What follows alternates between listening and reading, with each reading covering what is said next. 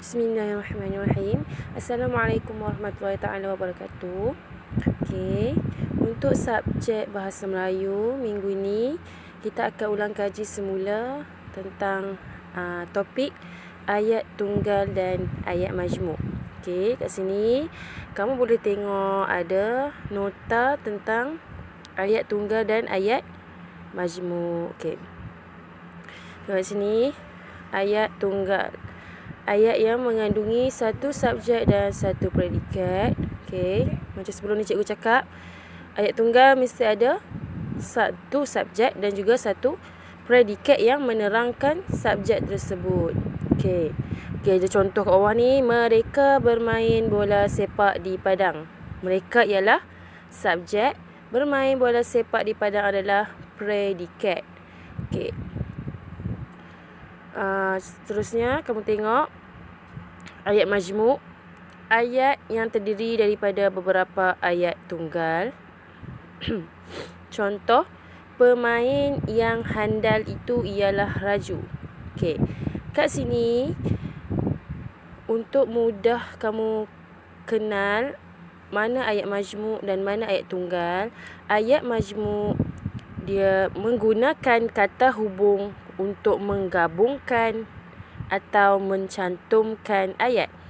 Okey, kat sini ayat majmuk menggunakan kata hubung untuk menggabungkan atau mencantumkan ayat. Okey, jadi apabila ada kata hubung di dalam satu ayat, ia termasuk dalam ayat majmuk. Okey, kamu tengok kat sini kedua, contoh kedua. David dan Wong berjalan ke bank. Dan, okey, ada kata hubung dan. Jadi dia masuk dalam ayat majmuk.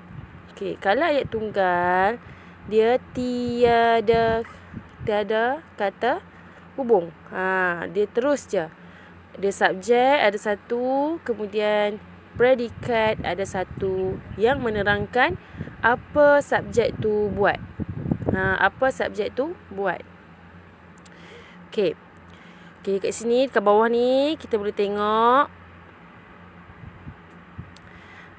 kata hubung, contoh-contoh kata hubung, sambil, tetapi, atau, dan, lalu, serta, yang, untuk, ketika, kerana, dengan, sehingga, apabila. Okey, apabila ada salah satu perkataan di bawah di dalam ayat, ia menunjukkan ayat itu adalah ayat majmuk. Ada sambil ataupun ada tetapi, dan. Okey, faham kat sini? Okey, jadi tugas hari ni kamu salin nota yang cikgu dalam video ni, salin dalam buku tulis. Salin daripada atas ayat tunggal dan ayat majmuk. Okey. Sampailah contoh-contoh kata hubung ni. Kamu kena salin buat nota. Okey, salin dalam buku tulis.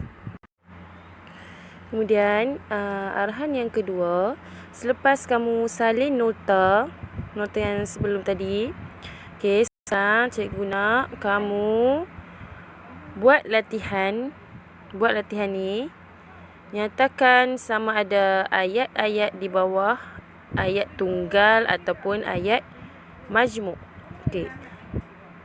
Yang ni kamu kena salin juga dalam buku tulis. Tadi salin nota, kemudian salin latihan ni dan buat. Salin dan buat. Okey, kita tengok contoh yang pertama. 1. Peserta yang pengsan itu bernama Haikal. Jadi, kat sini kamu kena tentukan ini ayat tunggal ataupun ayat majmuk. Okey, jadi jawapan kat sini adalah ayat majmuk. Sebab apa? Sebab apa cikgu kata ayat majmuk? Sebab ada kata hubung yang menggabungkan ayat, iaitu perkataan apa? Yang. Jadi, bila ada kata hubung dalam satu ayat, ia menunjukkan ayat itu adalah ayat majmuk. Jadi, nombor 1 kamu tulis dekat garisan tepi tu, ayat majmuk. Okey, seterusnya buatlah sampai kedua, ketiga, keempat, sampailah 10. Kamu tulis je. Sama ada ayat tu adalah ayat tunggal ataupun ayat majmuk. Salah satu saja ya. Okey, itu saja untuk hari ini. Terima kasih. Selamat belajar. Assalamualaikum.